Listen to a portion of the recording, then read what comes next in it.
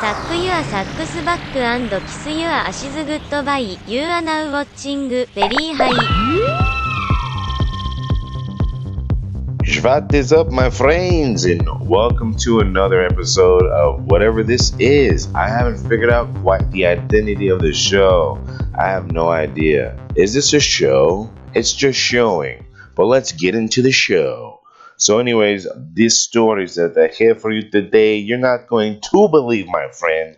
And that is my horrible attempt at a Russian accent. But essentially, July 30th, Gucci Man LaFleur made some ripples in the blogospheres. And on July 30th, Gucci gave the blogs out there, all these blogs out there, something to talk about. And they definitely all talked about it. When he uploaded a new picture to his IG feed entitled Killers and Dealers, where he's photoed beside two babies in the quality control CELP, the internet went kind of bananas. And I have to admit, all these guys look like they're hosting a Christmas block party in July. Gucci Mane, the baby, Lil Baby, and P squad up. Killers and Dealers. Gucci Mane, and this is what all of the articles read actually. Gucci Mane moves with men who walk it like they talk it. The glory days of the rap crew are long behind us, at least to an extent, yet movements remain driven by shared ideologies and philosophies. Who talks like that?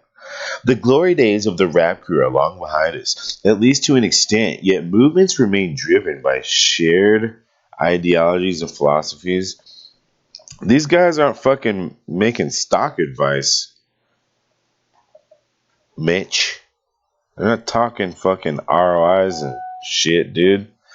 To some capacity, maybe they are. But as it happens, Gucci Mane recently linked up with several of his most trusted associates and took to Instagram to commemorate the occasion, standing beside two babies, Lil and Duh, as well as Quality Control, CEOP. Guwap took a moment to christen his newfound squadron under a simple yet effective moniker. Killers and Dealers. Without delving into detail, there are many reasons why this moniker works on a variety of levels, yet assured that this is not simple drawing, but rather a testament to each party's respective authenticity. So should you cross their path, be sure to show respect is owed. Many have who the Without delving into detail, there are many reasons why this moniker works on a variety of levels. Rest assured that this is not simple drawing. And folks, rest assured there is deeper meaning. And I'm going to provide that to you after I read this very lazy example of journalism.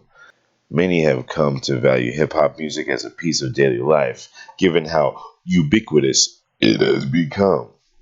Yet many of those who practice it are cut from a different cloth altogether and won't hesitate to remind anyone who bats an unfavorable eye in their direction. Who the fuck wrote this garbage, dude? Continue the dialogue.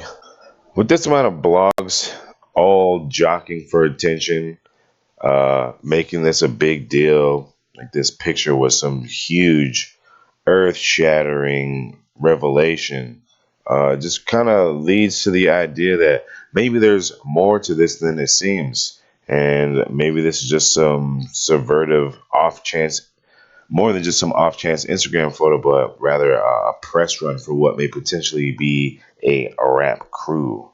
And unless you've been living under a rock or a discarded child-sized crock your entire life, then you're familiar with how true the caption Killers and Dealers rings true. Unlike that lazy-ass article we kind of just skimmed through, we can go into a little bit of detail. In 2005, Gucci Mane shot and killed a man.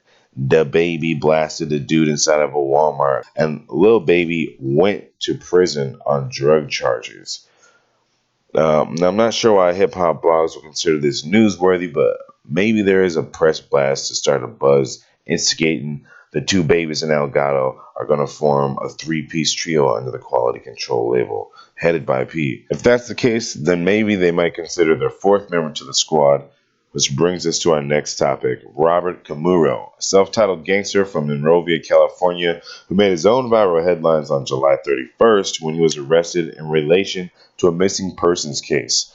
Police came across a recording of Cheddar Bob in a local Skid Row bar, sipping some drink and spitting it off top at an open mic about how he just caught his first body, his girlfriend's. What? MC Bob. Man, what are you talking about? Is that a good name? What's wrong with Cheddar Bob? I like MC Bob, right? What is these gangster right here? I'm a gangster in this house. Cut the EMP off my leg and then I'm out. You don't even know news. I killed my buried that in the dirt. And I'm out because the cops trying to look for me and I'm trying to shut my mouth. Yeah. After taking a page straight out of TK's playbook and spitting the hardest and most damning verse of his life, he exited stage left, where his idea of the race was pretend sleeping in the backseat of his car as LAPD called in SWAT to ice cream sandwich his car between two SWAT tanks, all while water polo tossing explosive canisters of tear gas into his car windows. How he actually slept through all that shit is kind of amazing. It must have been a sleep number. Can you blame him for hiding in his car after that garbage ass flow? Like being so trash that the county literally tried to compact you into a game cube with taxpayer money. But with good reason, though. He was suspected of having been involved in a woman's disappearance after witnesses saw him placing an unconscious female in his Toyota Prius on Factory 16's early Monday morning, the same day as the infamous Squad family photo with Gooch and Company. Subsequently, in regards to all the aforementioned killing and dealing, as there are no shortage of differences between the convicted and the alleged, Lil Baby paid his debt to society in prison for dealing drugs, and both the Baby and Gucci LaFleur were both cleared of any wrongdoing on the grounds of self-defense and witness testimony. Robert Camuro basically subverted to the lowest form of a fuckboy possible. Cheddar Bob called and texted the victim from 100 different fake phone calls in one day, smashing her windows in with a hatchet, and actually at one point in time, counterfiling a restraining order against the victim, in which also asked the judge for the defendant to award Camilo $2,100 for therapy sessions. The dude not only was a homicidal, insecure maniac with low self-esteem, but also tried to finesse the judicial system to come up on a bag. From TK, Bobby Shmurda, and the completely irrelevant in the same year he popped off Tekashi 6ix9ine, there's a concurrent theme they all share with Robert, the real gangster, Camuro. They are the prime definition of what is known as rap snitches, someone who violates the law then brags about it for clout, only to end up being arrested for it later. So what's the takeaway from this? Besides freedom and the pursuit of happiness, there are many differences between the Squad and Robert Camuro, and one of them is that society just seems to respect murderers and drug dealers.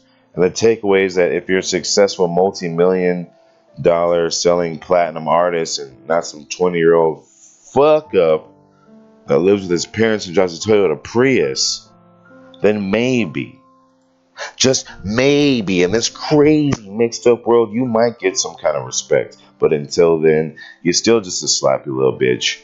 Get your shit right. Get your paper long as this dick, and I'll see you in the next video. I'm out! Hello and thank you for watching. You may now assume the position of leisure.